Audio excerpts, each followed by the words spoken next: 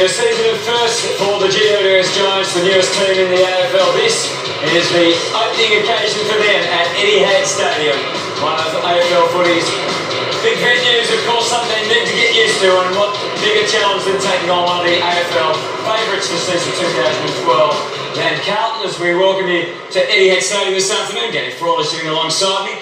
Look, they've been pretty impressive so far, you have to say, GWS. Certainly got a lot of respect out of their opponents. But this is probably a tougher challenge than they've faced so far. They're like the Leyland brothers. They travel all over the countryside. This is their sixth AFL game and their sixth different venue. Their first game at Etihad Stadium. You can just tell the players in the warm-up and the coaching staff, they're really excited about getting out here in Melbourne. You Callum Ward there. There's a lot of players that are coming back to Melbourne now. You see Tom Scully, James McDonald, these type of players. They'll relish this opportunity.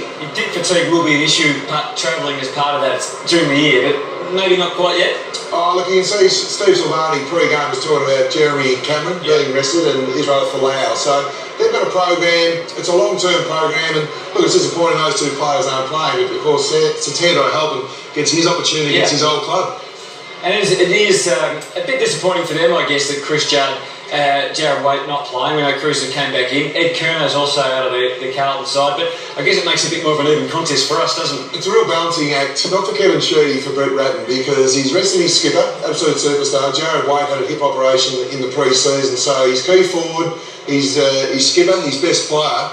It's a real balancing act to make sure the mindset. We saw GWS last week against the Western Bulldogs. They weren't ready to play the Bulldogs up at Canberra, so Brett Ratton really needs to earn his money today and make sure they're really competitive. And look, we saw the same thing here, didn't we, that Etihad last week with North Melbourne against the Gold Coast. They weren't quite on, and the Gold Coast know they're 12 months advanced to GWS, but they really took out to the Kangaroos. And that form was frank last night. They were really unlucky to get beaten by Fremantle up at Metricon Stadium, and you can see that the Gold Coast players, they build. They have little wins. They don't, maybe not on the scoreboard, just a couple of inside 50s, some really hard balls, some ball movement. So Kevin Sheedy and Mark Williams and the coaching staff, they'll be really keen to make sure that they get some little wins. May not be reflective on the scoreboard, but just the real development of these young players. And there's been those along the way already, hasn't there? As you said, they were really good last week.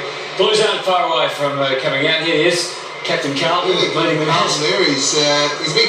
But just looking at the modern day athlete, Anthony, you see Carlton coming out, Cade Simpson. What a great contrast with in milestone games. Eddie Betts and Sean Hampson. Isn't that great about our game still? That's fantastic. Of course, Cade Simpson plays 150th consecutive AFL game, but just the physique, they're sheer athletes there, and Matthew Cruz there, just the big torsos, very thin through the waist. Eddie Betts there with his family. That's a fantastic moment for him. What did you make of them last week against Fremantle? Because there was a good win, a really good win on the road, good bounce back against Essendon, but